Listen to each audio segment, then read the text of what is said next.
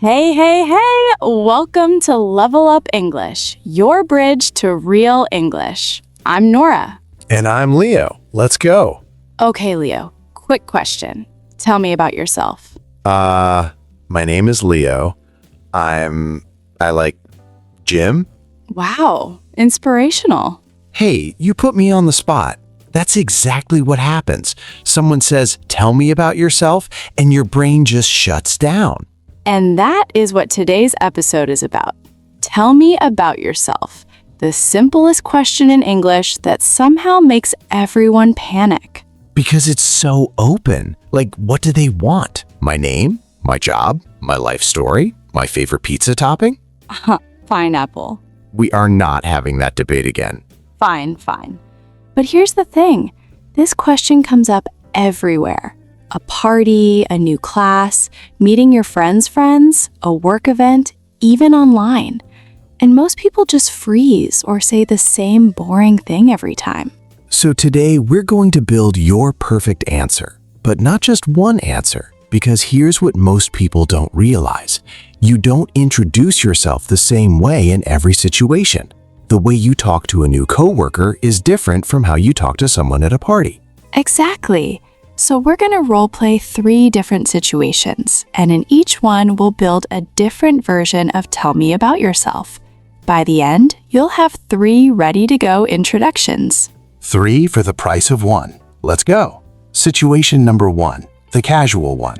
You're at a friend's birthday party. Someone walks up to you and says, "Hey, I'm Jake, so tell me about yourself." Nora, go. Okay. Hey, I'm Nora. I work in social media. I manage accounts for a tech startup. And honestly, outside of work, I'm kind of a Netflix addict. I just finished an entire series in 2 days. Don't judge me. See? That was smooth. Let's break it down. First thing, your name. Easy. I'm Nora. Not my name is Nora. That's correct, but it sounds a little formal for a party. I'm is more relaxed. Right. I'm Leo. I'm Nora. Quick and easy. My name isn't wrong, but I'm sounds like you actually talk to humans regularly. Okay, next piece, what you do. But notice how she said it. I work in social media, not I am social media manager. She said I work in plus the area. I work in plus the field is supernatural. I work in tech. I work in education. I work in finance. You don't need your exact job title at a party. Nobody wants that. And then she added a quick detail. I manage accounts for a tech startup. That gives people something to ask about, but it's short.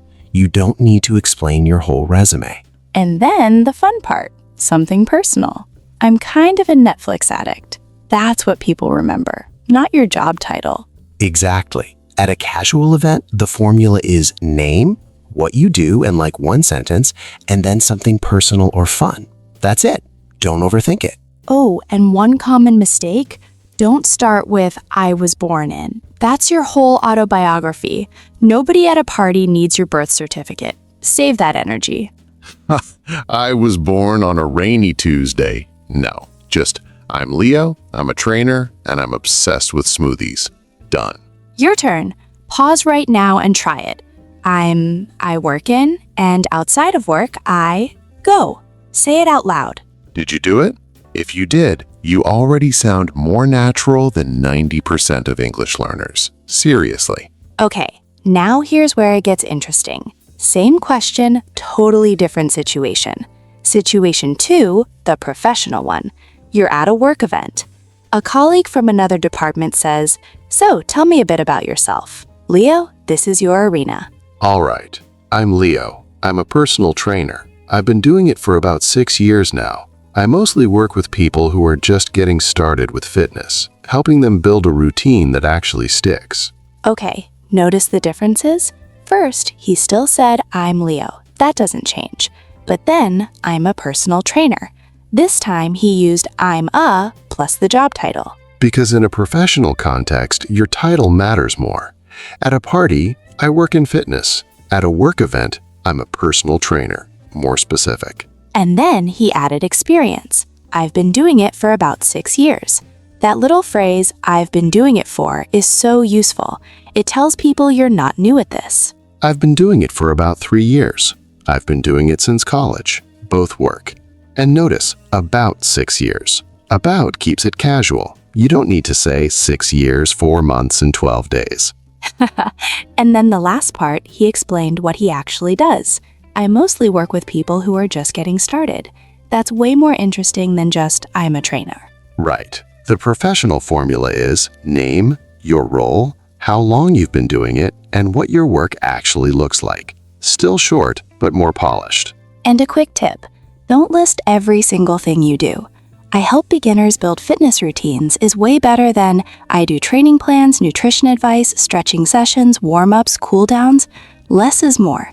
Give them a reason to ask a follow-up question, not a reason to walk away. Tell me about yourself, not tell me everything about yourself. And here's the thing, you know all these words. I work for, about, I mostly. None of this is complicated vocabulary, but actually putting it together smoothly when someone's looking at you waiting for an answer, that's where your brain goes blank.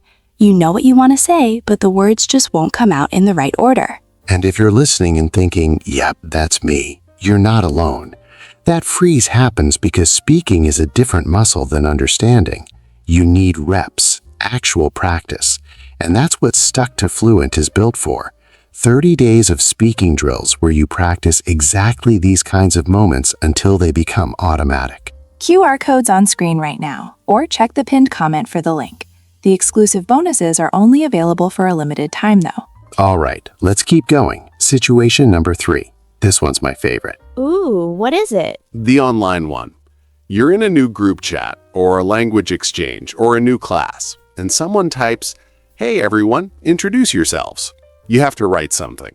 What do you say? Oh, this is actually harder in some ways because you have time to think, but that means you overthink everything. Exactly. So let's build this one together. First, the basics.